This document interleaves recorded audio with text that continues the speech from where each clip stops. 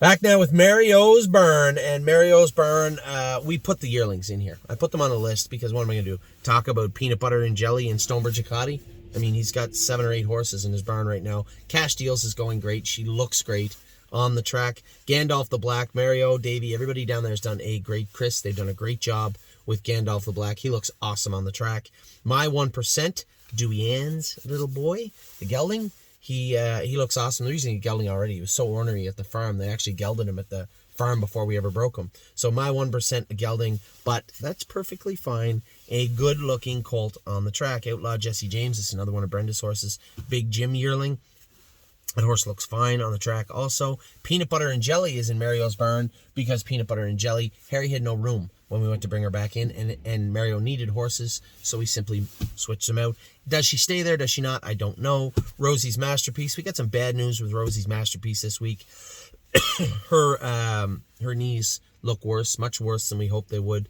Trying to extrapolate the data and say, okay, this is where she is now, and it's a bone issue. It isn't a joint issue or a cartilage issue. It's a bone issue. So we're going to try and move her as a broodmare. Either sell her. I can't breed them all. I mean, I'd rather not keep.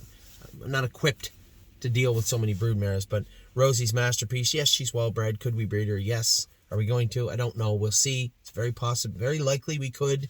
I just need to take all in all the information. Her breeding.